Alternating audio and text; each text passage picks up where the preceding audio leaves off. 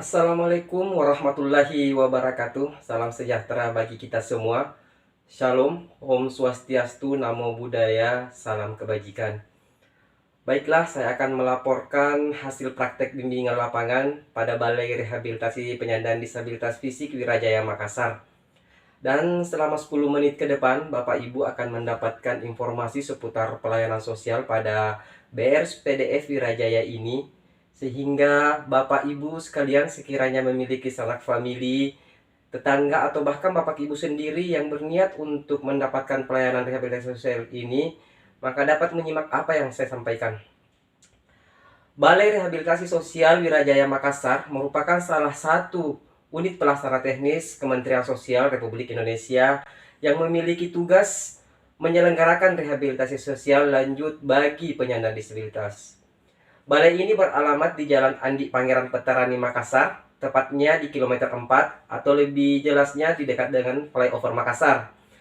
Balai ini sudah berumur 67 tahun, di mana mulai dirintis pada tahun 1954 oleh Andi Pangeran Petarani dan Mr. Chiangkok, dan dalam perkembangan terakhirnya tahun 2019 berdasarkan Permensos RI nomor 18 tahun 2018 terjadi perubahan dari panti sosial menjadi Balai Rehabilitasi Sosial. Adapun visi BRSPDF Wirajaya Makassar ini adalah terwujudnya BRSPDF Wirajaya di Makassar sebagai Center of Excellence bagi penyandang disabilitas fisik di kawasan timur Indonesia. Untuk mengarahkan langkah organisasi dalam mencapai visi tersebut, maka ada 3 misi yang diemban oleh BRSPDF Wirajaya. Yang pertama yaitu mewujudkan profesionalisme, sumber daya manusia, dan penataan administrasi yang akuntabel dan transparan. Yang kedua, mewujudkan asesmen dan advokasi sosial berbasis masalah dan kebutuhan penyandang disabilitas fisik secara terintegrasi.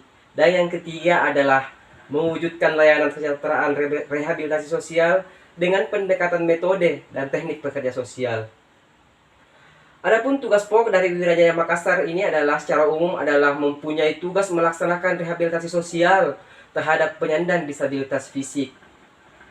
Meliputi yang pertama adalah melaksanakan pelayanan kesejahteraan sosial, yang kedua membantu layanan aksesibilitas penyandang disabilitas fisik, yang ketiga melaksanakan pelayanan rehabilitasi sosial, yang keempat melaksanakan perlindungan sosial, yang kelima melakukan pemberdayaan dalam rangka penguatan keberadaan penyandang disabilitas, dan yang terakhir adalah melaksanakan jaminan sosial penyandang disabilitas fisik melalui skema kelembagaan.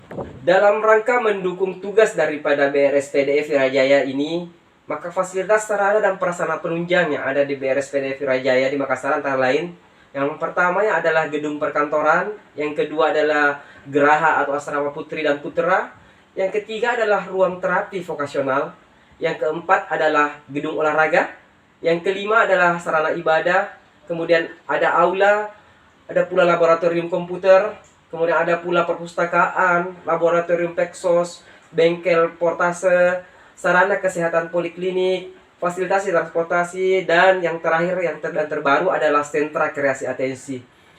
Keseluruhan sarana tersebut dikelola oleh 65 orang pegawai, terdiri dari 38 pegawai negeri sipil dan 27 adalah PPNPN. Di mana wilayah kerja balai ini mencakup 17 provinsi, meliputi Pulau Kalimantan, Sulawesi, Maluku, dan Papua.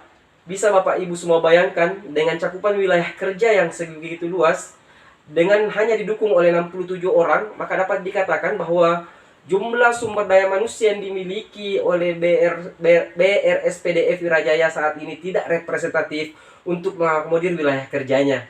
Namun, sesuai dengan arahan daripada Kepala Balai, bahwa hal ini adalah akan menjadi tantangan tersendiri bagi BRSPDF Wirajaya terkait proses praktik pelayanan pekerja sosial di balai secara garis besarnya dan pada dasarnya telah dilaksanakan sesuai dengan mekanisme rehabilitasi sosial yang ada. Ini tertuang dalam Permensos nomor 16 tahun 2020, di mana proses mulai dari asesmen, kemudian discovery atau penemu kenalan, dan pengembangan telah dilaksanakan dengan baik. Ada 3 program utama yang merupakan bagian daripada tugas pokok daripada BRSPDF Wirajaya. Yang pertama adalah atensi berbasis keluarga. Atensi ini bertujuan untuk menciptakan kondisi keluarga yang bisa memberikan pelayanan secara mandiri, proaktif bagi penyandang disabilitas fisik yang mencangkup psikososial, mental, spiritual, maupun activity living penyandang disabilitas dengan mengutamakan peran daripada keluarga. Yang kedua adalah atensi berbasis komunitas. Atensi berbasis komunitas ini bertujuan untuk menciptakan masyarakat secara luas yang ramah pada disabilitas, serta dapat berkontribusi dalam pemenuhan hak-hak disabilitas itu sendiri, agar dapat hidup mandiri dan aktif dalam masyarakat. Kemudian yang ketiga adalah atensi yang berbasis residensial.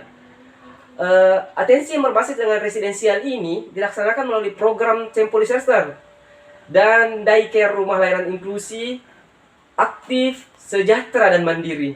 Adapun layanan rehabilitasi yang diberikan yaitu terapi fisik, terapi psikososial, mental spiritual, terapi penghidupan, dan terapi pembuatan dan latihan penggunaan alat bantu arteri prostase bagi penyandang disabilitas fisik.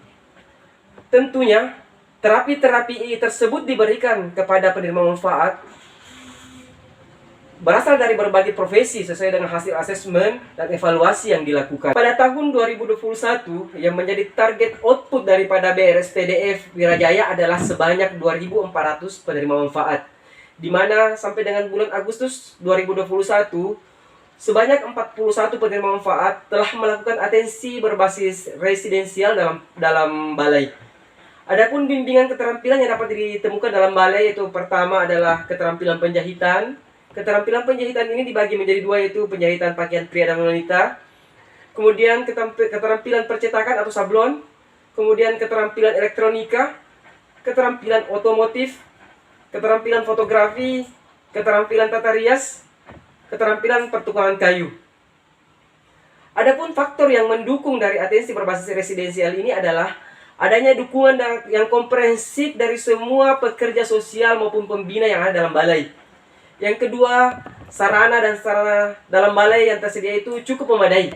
Dan yang ketiga adalah adanya motivasi daripada penerima manfaat itu sendiri, apakah ini secara sukarela dia akan melaksanakan bimbingan ini, ataukah dia merasa ada paksaan dari keluarga maupun instansi pengusulnya. Namun dari semua dukungan itu, terdapat pula faktor penghambat, dan ini adalah merupakan bagian daripada dinamika pekerja sosial. Di antaranya, salah satunya itu yang paling umum adalah perbedaan latar belakang dari penerima manfaat yang akan dibinanya, baik dari segi pendidikan, usia, maupun budaya penerima manfaat, di mana dari sini dibutuhkan kepekaan dari semua pendamping sosial yang terlibat. Keberhasilan dari praktik pekerja sosial ini ternyata terletak pada kemampuan untuk menghubungkan penerima manfaat ini dengan sumber-sumber kesejahteraan sosial yang ada. Olehnya itu, pekerja sosial tidak bisa berjalan sendiri, tapi haruslah berkolaborasi. Disiplin ilmu ekonomi manajemen sebagai suatu ilmu yang di dalamnya terdapat perencanaan yang terstruktur dari suatu aktivitas atau kegiatan, memiliki peran yang penting sehubungan dengan pekerjaan sosial. Prinsip yang biasa dikenal dengan POAC, bagi kami POAC itu planning, organizing, actuating, dan controlling, yang menjadi inti daripada disiplin ilmu ini akan mengarahkan setiap aktivitas yang dilaksanakan terarah dan dapat diukur.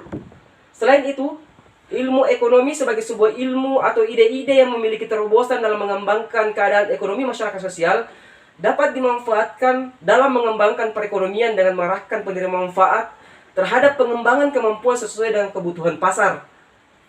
Pekerja sosial dengan latar belakang sarjana ekonomi akan memfokuskan diri dalam bagaimana cara agar penerima manfaat dapat terjun dalam pengembangan perekonomian dan memanfaatkan kemampuannya untuk kesejahteraan diri, keluarga, dan sekitarnya. Sekali lagi, bahwa pekerjaan sosial ini tidak dapat dilakukan sendiri, akan tetapi dapat maksimal jika kita dapat saling menghubungkan semua potensi sumber kesejahteraan sosial yang ada sesuai dengan kebutuhan penerima manfaat. Demikian yang bisa saya sampaikan. Mohon maaf jika ada kesalahan dan kekurangan. Semoga kehadiran kita semua membawa berkah bagi sekeliling kita, terutama bagi para pemerlu pelayanan kesejahteraan sosial. Assalamualaikum warahmatullahi wabarakatuh.